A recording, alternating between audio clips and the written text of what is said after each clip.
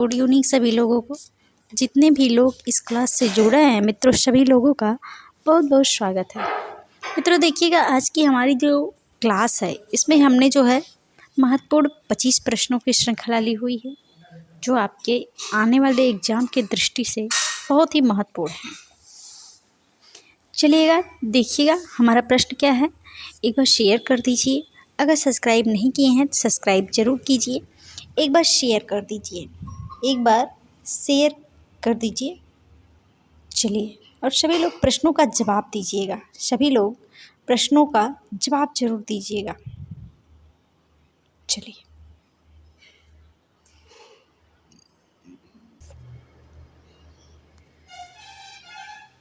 चलिएगा मित्रों देखिएगा, हमारा आज का यहाँ पर पहला प्रश्न है। कल हमने आपको इसके पहले के जो प्रश्न हैं कल वाली क्लास में हमने करा दिया है। आज का हमारा यहाँ पर पहला प्रश्न, सभी लोग जवाब जरूर दीजिएगा, बहुत ही महत्वपूर्ण प्रश्न है। चलिएगा देखिएगा पहला प्रश्न है आज का, भारतीय चित्रकला की प्रमुख विशेषता है। भारतीय चित्रकला की प्रमुख विशेषता क्या है? छाया प्रकाश है, रंगांकन है, आकृति अंकन है, रेखा प्रधानता है। बताइएगा, बहुत ही महत्वपूर्ण है प्रश्न, और यह प्रश्न देखिए कई बार पूछा भी गया है पेपर में आपके। चलिए, भारतीय चित्रकला की प्रमुख विशेषता, भारतीय चित्रकला की जो प्रमुख विशेषता है वह रेखा प्रधानता है। रेखा प्रधानता है। चलिएगा अगला हम प्रश्न देखते हैं।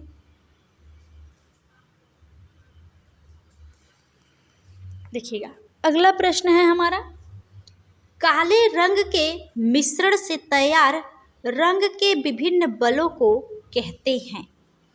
काले रंग के मिश्रण से तैयार रंग के विभिन्न बलों को क्या कहते हैं? ऑप्शन है आपके रंगाभास है, शेड है, टिंट है और रंगत है। बताइएगा, काले रंग के मिश्रण से तैयार जो विभिन्न जो है रंगते हैं उनके जो है बलों को क्या कहते हैं? देखिएगा, यहाँ पे जो काले रंग के मिश्रण से तैयार रंग के विभिन्न बल होते हैं उन्हें शेड कहा जाता है। क्या कहा जाता है? शेड। ऑप्शन नंबर आपका जो है दूसरा सही हो जाएगा, शेड। चलिए अगला प्रश्न देखते हैं।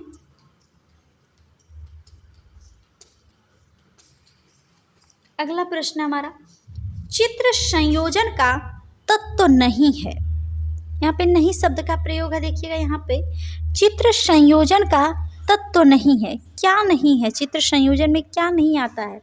वर्ण, एकता, प्रभाविता, संतुलन। बताइएगा, चित्र संयोजन का तत्व नहीं है।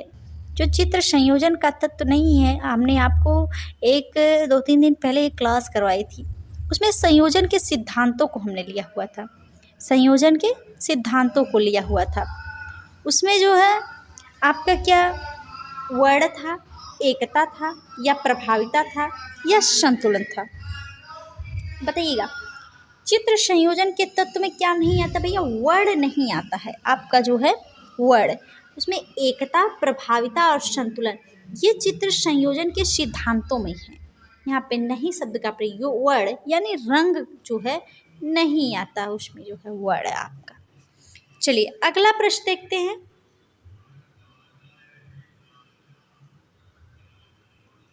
देखिएगा, चित्र रचना का मूल तत्व है।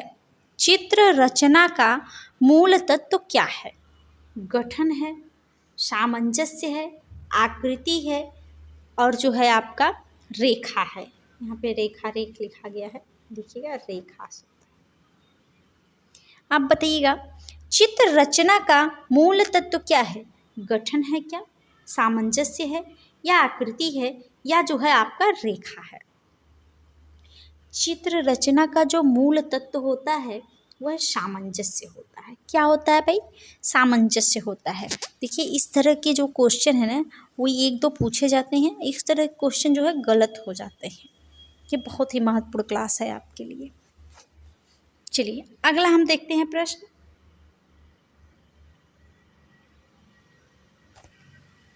देखिए अगला प्रश्न हमारा है, निम्न में से कौन सी रूपप्रद कला नहीं है? निम्न में से कौन सी रूपप्रद कला नहीं है? चित्रकला, यहाँ पे ए होना चाहिए, यहाँ बी होना चाहिए, सी होना चाहिए, यहाँ डी होना चाहिए। देखिएगा, चित्रकला है, काव्य कला है, मूर्ति कला है और वास्तुकला है। रूपप्रद कला नहीं है। क्या चित्रकला जो है रूपप्रद नहीं है? तो आप कहेंगे है। काव्य कला क्या रूपप्रद है? मूर्ति कला क्या रूपप्रद है? बिल्कुल है। वास्तुकला रूपप्रद है? बिल्कुल है। काव्य कला में रूप नहीं होता, काव्य कला में रूप नहीं होता है। चलिएगा, अगला प्रश्न देखते हैं। अगला प्रश्न है हमारा, कामसूत्र में कितनी कलाओं का वर्णन किया गया है? कामसूत्र में कितनी कलाओं का वर्णन किया गया है? 56 है, 60 है, 64 है, 49 है। आप सभी लोग जानते हैं कामसूत्र जो है वात्स्यायन द्वारा लिखित, वात्स्यायन द्वारा रचित रचना है और उसमें जो है 64 प्रकार की कलाओं का वर्णन है। 64 प्रकार की कलाओं का वर्णन है। आप देखेंगे तो देखिएगा, कामसूत्र में 64 प्रकार की कलाओं का वर्णन है। इसके अलावा कादम्बरी में भी 64 प्रकार की कलाओं का वर्णन है। अग्नि पुराण में भी 64 प्रकार की कलाओं का वर्णन है और शुक्रनीतिसार में भी 64 प्रकार की कलाओं का वर्णन है। इसके अलावा यजुर्वेद में भी 64 प्रकार की कलाओं का वर्णन है। आपके ललित विस्तार में 86 कलाओं का वर्णन है, 86। और जो प्रबंध कोश में जो है 72 यानी 72, प्रबंध कोश में 72 कलाओं का जो है वर्णन किया गया है। चलिए अगला हम प्रश्न देखते हैं।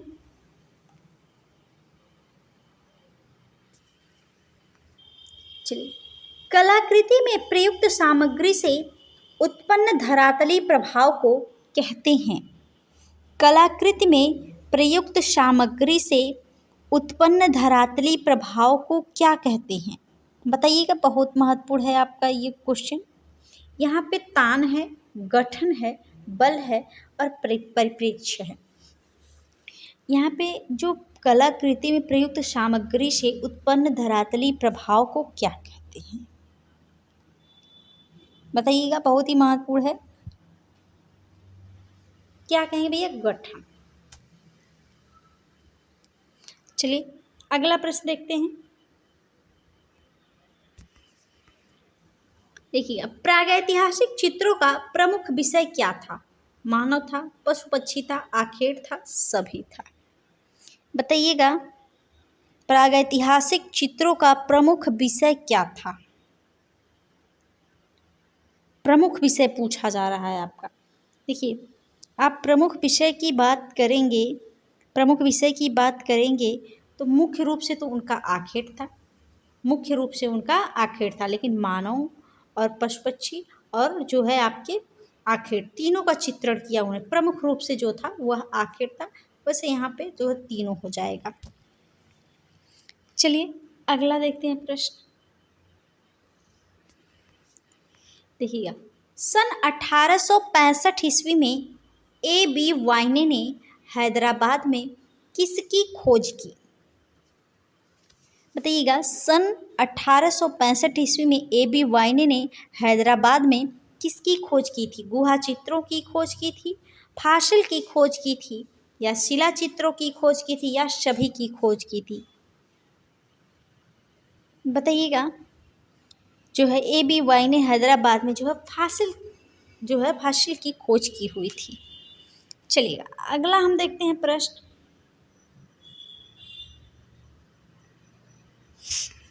देखिएगा, हैदराबाद क्षेत्र के शिलाचित्रों की खोज का श्रेय किस विद्वान को है?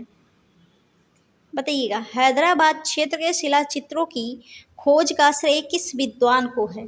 स्टेला क्रैमरिच हैं, डॉक्टर G.R. हंटर हैं, ब्रूसफुट हैं और जो हैं आल्विन हैं। अब आप बताइएगा, आप बताइए, हैदराबाद क्षेत्र के शिलाचित्रों की खोज का श्रेय किस विद्वान को है? किस विद्वान को है, यह प्रश्न है, बताइएगा।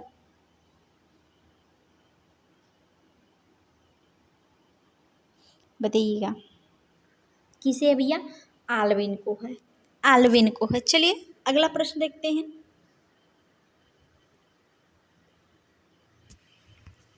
देखिएगा, मनुष्य की आदिम अवस्था को व्यक्त करता हुआ कपिमानव का चित्र किस क्षेत्र से प्राप्त हुआ? मनुष्य की आदिम अवस्था को व्यक्त करता हुआ कपिमानव का चित्र किस क्षेत्र से प्राप्त होता है? सिंघनपुर से, पंचमढ़ी से, भीमबेटका से, आदमगढ़ से। बताइएगा। देखिए, यह तीनों स्थान आपके कहाँ है भाई? मध्य प्रदेश में। यह जो है इस समय कट के कहाँ चला गया है? छत्तीसगढ़ में सिंघनपुर चला गया है, पहले मध्य प्रदेश में था। चलिएगा, बताइएगा। आदिम जो है, आदिम अवस्था को व्यक्त करता हुआ कविमानव जो है वह कहाँ से प्राप्त हुआ है? तो आप कहेंगे सिंघनपुर से। सिंघनपुर आपका ऑप्शन नंबर ए सही हो जाएगा, सिंघनपुर से। अगला प्रश्न देखते हैं।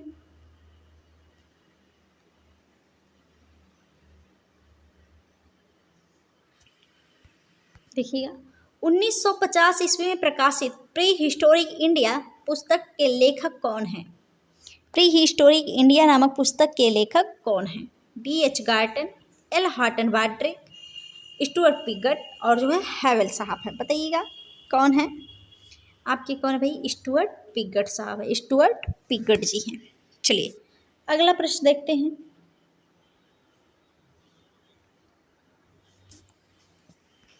देखिएगा, हड़प्पा से प्राप्त मृतिका पात्रों पर किस रंग से चित्रकारी की गई है? हड़प्पा से प्राप्त मृतिका पात्रों पर किस रंग से चित्रकारी की गई? बताइएगा। काले धरातल पर लाल रंग से, लाल धरातल पर काले रंग से, पीले धरातल पर लाल रंग से, काले धरातल पर पीले रंग से। बताइएगा, बहुत ही महत्वपूर्ण है। आप जानते हैं हड़प्पा से जो मिट्टी के बर्तन आपके मिले हैं, मृदभांड कला मिली है जो है, उस पर लाल धरातल पर जो है, लाल उसका धरातल है, लाल रंग के बर्तन हैं और काले रंग से उस पर चित्रकारी की जा रही थी। ये आपका दूसरा ऑप्शन सही हो जाएगा, लाल धरातल पर काले रंग से चित्रकारी। चलिए अगला हम प्रश्न देखते हैं। सिंधु सभ्यता से प्राप्त मुहरें किसकी बनी हैं? सिलखड़ी पत्थर की, संगमरमर पत्थर की, पकी मिट्टी से, कांसे से। बताइएगा, सिंधु सभ्यता से प्राप्त मोहरें जो है वह किससे बनी हुई थी भाई? सिलखड़ी पत्थर से, सिलखड़ी पत्थर से। चलिए अगला हम देखते हैं।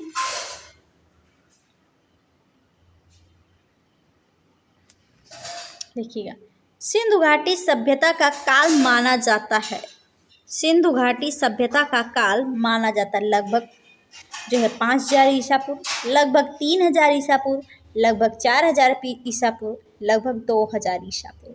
सिंधु घाटी सभ्यता का जो काल है वह लगभग क्या, कितना? 3000 ईसा पूर्व जो है माना जाता है, 3000 ईसा पूर्व। चलिए अगला देखते हैं।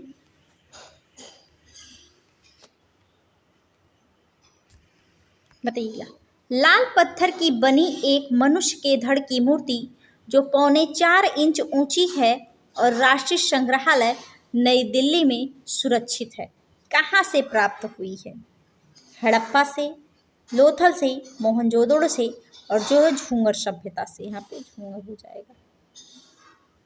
बताइएगा, लाल पत्थर की बनी एक मनुष्य के धड़ की मूर्ति जो 4.25 इंच की है और कहाँ संरक्षित है भाई? राष्ट्रीय संग्रहालय जो है नई दिल्ली में। कहाँ से प्राप्त हुई है? आप कहेंगे हड़प्पा से।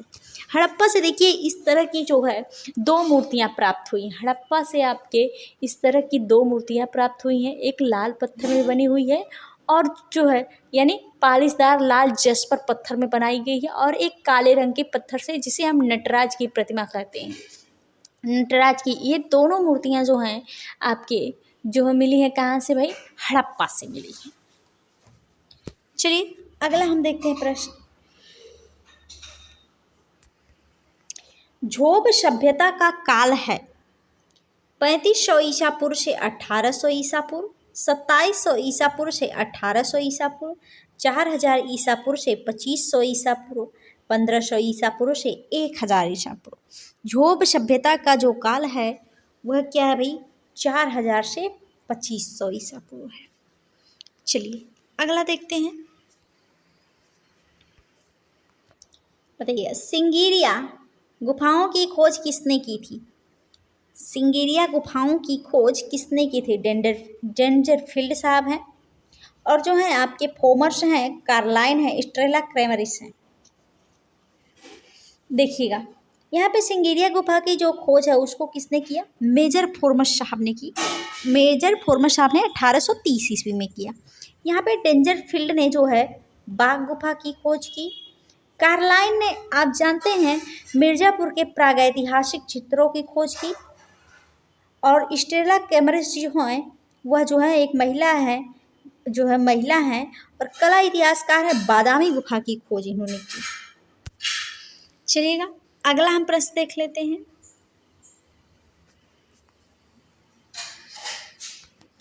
कैलाश मंदिर किस गुफा समूह में है? कैलाश मंदिर किस गुफा समूह में है? बाघ में, एलोरा में, सितनवासल में, सिंगेरिया में। आप सभी लोग जानते हैं एलोरा की जान कहा जाने वाला कैलाश मंदिर एलोरा की 16वीं गुफा में जो है स्थित है। 16वीं गुफा में। अगला प्रश्न देखते हैं। बाघ गुफाओं की खोज डेंजरफील्ड ने किस सन में की थी? अभी हमने आपको बताया बाघ गुफा की खोज तो डेंजरफील्ड साहब ने की, लेकिन किस सन में की? सभी लोग जवाब दीजिएगा, बताइएगा सभी लोग। देखिएगा यहाँ आपके ऑप्शन है 1811 ईस्वी, 1831 ईस्वी, 1818 ईस्वी, 1931 ईस्वी। बताइएगा बाघ गुफा की खोज जो है डेंजरफील्ड साहब ने कब की थी भाई? कब की थी? कब किए थे? कब? 1818 ईस्वी में। कब? 1818 ईस्वी में। बाघ गुफा आपके देखिए मध्य प्रदेश के धार जिले में स्थित है। बौद्ध धर्म से संबंधित है। कुल 9 गुफाएं हैं। 5 गुफाओं के नामकरण हैं और चौथी गुफा रंगमहल के नाम से जानी जाती है और चित्रित गुफा भी है। चलिए अगला हम प्रश्न देखते हैं।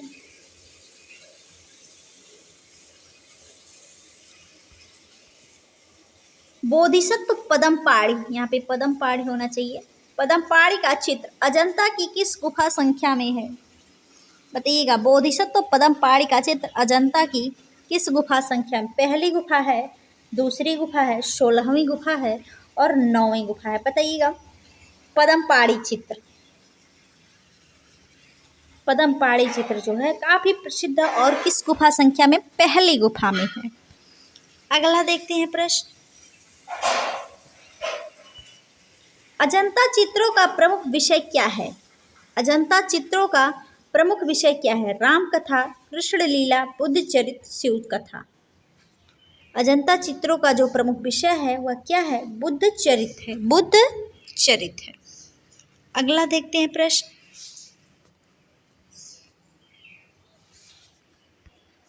देखिएगा कौन सा चित्र अजंता का नहीं है? मड़ासन राजकुमारी, पदमपाड़ी अवलोकितेश्वर, 6 दंत जातक, महावीर। आप सभी लोग जानते हैं अजंता गुफा जो है महाराष्ट्र के औरंगाबाद जिले में स्थित है। इसमें कुल 30 गुफाएं हैं और किस धर्म से संबंधित? बौद्ध धर्म से। बौद्ध धर्म से संबंधित है, जिसमें जो है अगर बौद्ध धर्म संबंधित, क्या महावीर भी आएंगे इसमें? नहीं, तो यहाँ नहीं शब्द का प्रयोग किया गया है, इसलिए यह जो है नहीं है। ये तीनों प्रसिद्ध चित्र हैं, बहुत ही इंपॉर्टेंट है। हर वर्ष जो है इससे क्वेश्चन पूछे गए हैं और ये तीनों चित्र जो हैं बहुत ही महत्वपूर्ण है। हर वर्ष क्वेश्चन तीनों से पूछे जाते। तीनों अजंता गुफा में आपके स्थित हैं। अगला प्रश्न देखते हैं।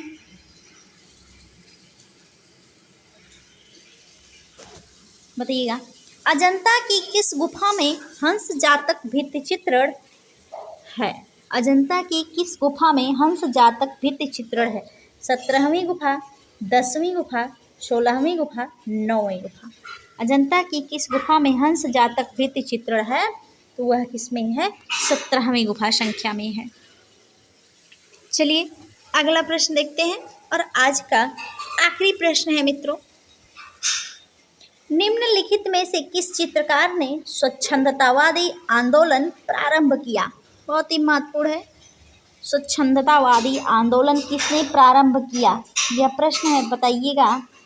जेरिकाल्ट हैं, कामिलकोरो हैं, देलाक्रा हैं, यहाँ लाक्रा खाली लिखा हुआ देलाक्रा, और दोमी है। बताइएगा, बहुत ही महत्वपूर्ण है। स्वच्छंदतावादी आंदोलन किसने प्रारंभ किया? वह है आपके कौन? जेरिकाल्ट साहब। ऑप्शन नंबर आपका पहला सही हो जाएगा, जेरिकाल्ट। मित्रों देखिएगा, ये हमारा आज का आखिरी क्वेश्चन रहा। आप सभी लोग कमेंट करके बताइएगा आपको जो है क्वेश्चन कैसे लगे, क्लास कैसी लगी।